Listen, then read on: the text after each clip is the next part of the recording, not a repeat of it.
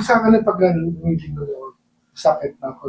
Feeling ko parang nakukubo kasi sa nature ng work ko kasi 8 to 9 hours na nasa Computer din. computer din. So, hindi maiwasan na Ano kayo sabi? po. Kaya nga, yung leeg niyo, sir, medyo parang hapit siya ngayon, ha? Tingnan mo yung lingon mo sa akin, no? Tingnan mo yung mata mo na nakaganon. Kaya masakit yung kasi siya. Eh, no, nakaganon si sir, eh.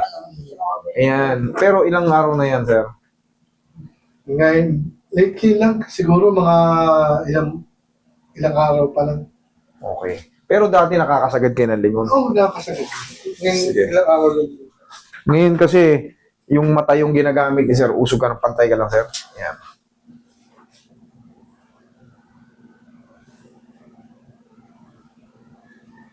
Wala kayong mga opera before?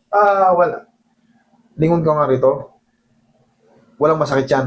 Meron dito. Parang may mahaba dito. Para may mahatak dito. Oo. Kabilang lingon. Yan. Dito pa rin yung sakit. Yan talaga ang tension niya. Oo. Okay, sige. Sige, wait lang.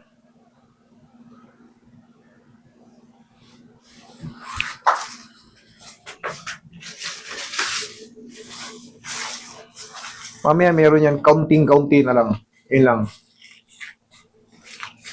Tapos, 3 to 4 days, kung bago-bago pa yan, maganda pa yan, madali, mamaayos pa yan.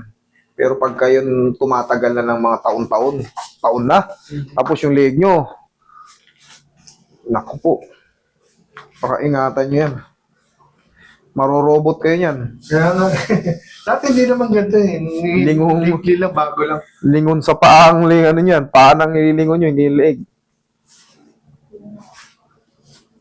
Palambutin ko lang muna ng konti. Okay, relax lang.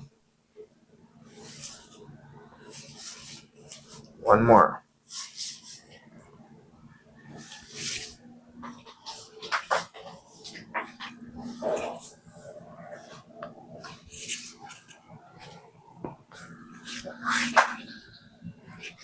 Tayo ka, bossing.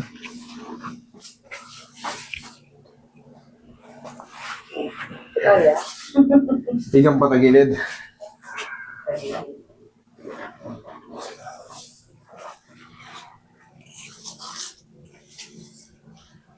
Relax na. Other side.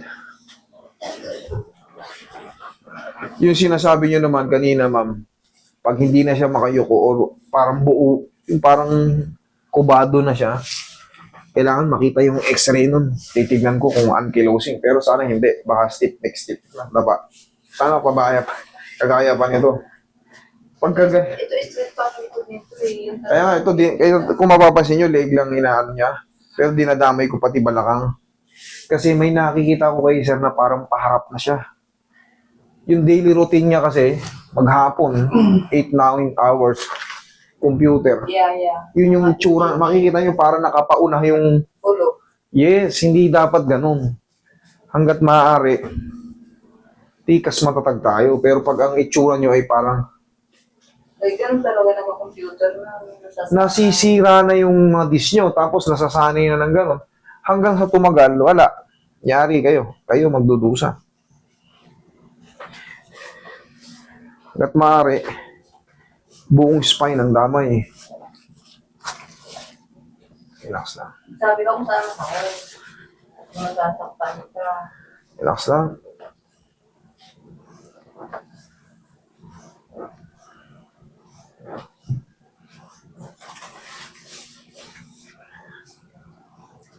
Sige, massage mo si Sir Roy. Diyan ka lang, Sir.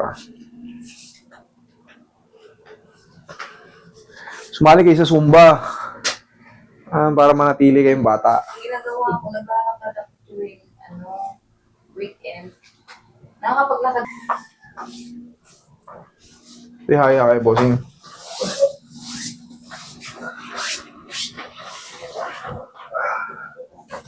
Sabihin niyo po yung tuloy mo, taas niyo po yung balak. Wala ka. Taas. Wala ka. Okay po. Sige, lagay lang sa tiyan yung kamay. Inhale, exhale lang po, Okay. Wait lang, yan. Sige. Exhale. Yung. Thank you. Yan lang muna, ha. Ulit po. Yan. mararamdaman nyo parang may umusog dun. Oo, meron na. Ayan, yung mga discompression. At saka yung medyo yung guhit na pain niya, medyo lumulubog na siya. Lalo pag namassage pa yan mamaya. Okay, sige, upo. Alam mo na. Pag may mga stiff-neck kayo, kunya, hindi naman natin maiwasan yun eh. Sa pagtulog, minsan masarap yung panaginip natin. Oo, totoo yun. Totoo yan, nangyayari kahit sinong normal. Nagkakaroon talaga tayo ng ganyan. Pero pag na mayroong ganyan, nawawala rin yan yung mga normal na stiff neck. Haplos-haplosan nyo lang ng pau. Oo. Ganyan nyo lang. Ganyan nyo lang. Pero pag yan, consistent na, tumagal na ng isang buwan, hindi pa rin nawawala-wala yung stiff neck nyo, magpa-adjust na kayo. Hindi na yung ordinaryo. Kasi 4 to 5 days, yung stiff neck, naglulusen din, nawawala rin. Kusa siya. Kusang nawawala yan. Pero pagka tumagal na ng isang buwan, pataas, ayaw pa rin mawala. Something, ano yan, merong kakaiba na Sa loob. maaring magkaroon ng discompression para ma-decompress, magpapatraction tayo. Yung kagaya ng hinatak ko yung leg nyo. Mararamdaman yun parang may nabunot. Oo, totoo yun. Yun ang ano. Parang nabuntis pa yun. Parang nahatak. Ganun talaga mararamdaman yun. Tapos yun, parang, nawala yung ano ah. Tapos, 3 to 4 days, mas best feeling pa. Oo.